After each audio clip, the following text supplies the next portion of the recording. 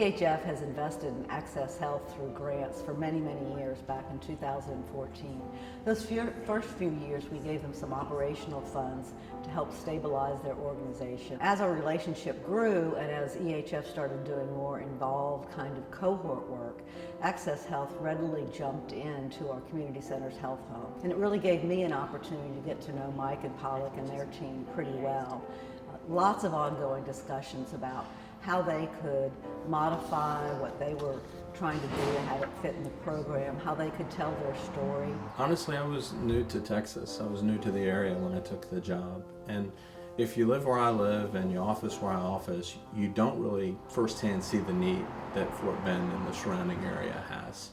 So I think this was a very good catalyst to connect the physician group here and our provider group with the public and with our patients in a very different way. One of the incredible things with AccessHealth in particular, they had a plan. They wanted to work on diabetes, and as it turned out, diabetes was not the priority for the community members. They learned that sidewalks was a really important thing. Our teams was talking about, hey, why don't you walk? Why don't you go around in the community, take a walk in the evening? And we did community assessments and asked folks what's going on. He said, there's nowhere safe. Our kids can't even walk to school. So yeah, we just sit at home, So we were talking about it in different forums, like city council meetings, community collaborative meetings. Like you think of a room and somewhere, like we've spoken about sidewalks and their importance. And it became such a common conversation in Richmond with all partners involved, not just us, that a private foundation locally noticed, hey, let's talk to the city. Why don't you write to us about what the health importance and significance looks like, and we'll partner with them to make those sidewalks happen. And so by responding to the community, I think that it really opened up the eyes of everybody within the clinic, whether they were a senior level or a staff level, that we're working with people who live in a community who have the same challenges on a day-to-day basis as they do, and that they got to serve those needs was a big change.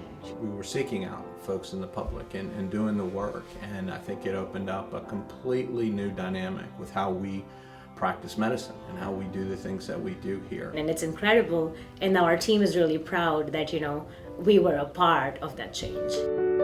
It's almost hard now to remember what we were like before EHF and the work that we've done, because it's so heavily ingrained in what we do and who we are. The staff, what we do, a lot about us. And the relationship that we've been able to build has been extremely beneficial outside the just sort of traditional role of maybe we're just writing a grant for dollars and then checking back in. I think we're true partners in the work that we do. It has been a delight to be able to have the long-term relationship I have with this clinic, to really watch them grow and watch them develop and watch them challenge themselves. We've just been empowered to do more and more. So from that standpoint, I would say that's the secret sauce. Again, I don't enjoy using words like that, but that's it.